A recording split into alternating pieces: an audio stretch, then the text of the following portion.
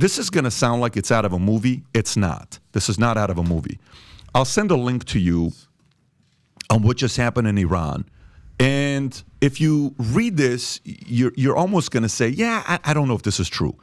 Iran has hanged 3 people on drug charges amid continued criticism of its execution practices and increased death penalty sentences. The 3 men, identified as Shahab Mansour Nassab, Samad Jervand, and Saeed Jervand, were hanged after more than 39 kilograms of heroin. They're saying that's what the reason was. And precursors and processing equipment were confiscated with them. Judiciary website said on Sunday. Now, that's the story you're reading. I'll give you another story for you to read, Rob, is this one I'm about to send to you. These guys that just went through this, they were anti-government protest. They were not supporting what they're doing in Iran today, and they spoke out about it. Okay, if you can pull up the link I just sent you.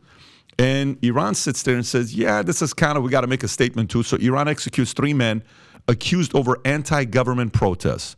Iran has executed 3 men and said it was implicit in their deaths of 3 members of security forces during anti-government protests, drawing condemnation from rights groups and the EU, and risking further international isolation.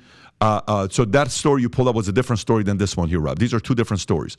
Saleh Mirashemi, Majid Qasemi, Zaid Yacobi were killed on Friday morning. The Tasnim agency reported crowds had gathered outside the prison where they were being held on Thursday night as rumors of their imminent execution grew. Cultural figures inside and outside Iran, as well as family members, had stepped up a campaign over the past weekend to halt the executions on the grounds that Iranian authorities had failed to produce definitive evidence of the men responsible for the deaths of 2 members of Basij parliamentary force and law enforcement officers on 16 November. So it goes and goes telling these different stories. Go on Twitter now to see what's trending right now. Go on Twitter to see what's trending right now. Go to Twitter and see on the right what's trending. If you go to more of them to show, one of them should be King Reza Pahlavi, is trending 16, 17,000. On my screen, it shows as number 3. If you type in King Reza Pahlavi, you may have a hard time spelling that. Here's what's going on with Iran. When events like this happen, Iran just a year ago, they had so much momentum with what was going on. You're seeing Reza Pahlavi, the son of King Reza Pahlavi, the gentleman right there. He and I have had multiple meetings together, had multiple conversations together. People in Iran are starting to worry about what's going to happen, and he is all over the place right now, talking about the fact that this is an opportunity for Iran to be freed. We can live in a country like America for people that complain about America. When's the last time you went outside and you said, you know what, they're hanging 3 different people today outside of D.C.? Yeah, you know what happened? These guys talked against the president, and they're hanging them. What? You're serious? That would never happen. Just out of movies. No, that actually just happened in Iran.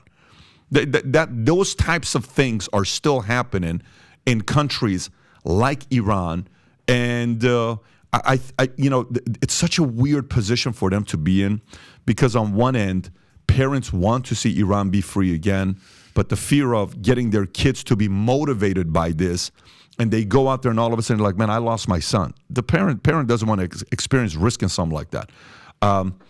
So you can encourage them and say, look, keep fighting. It's like, you're not even in here to know how ugly it is. What do you mean keep fighting? It is a decision they need to be making.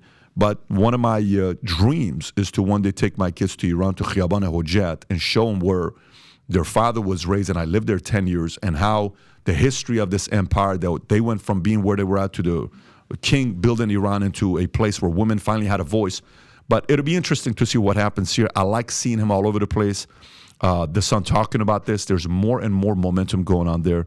But this was a tragic event that just took place in Iran this week. And this is amazing perspective. Something that that really clicked for me is when you shared the story of when you first came to America and your mom was watching just regular news, and the commentator was saying something negative about our president. And what was her reaction? She says, poor guy, they're going to kill him tomorrow.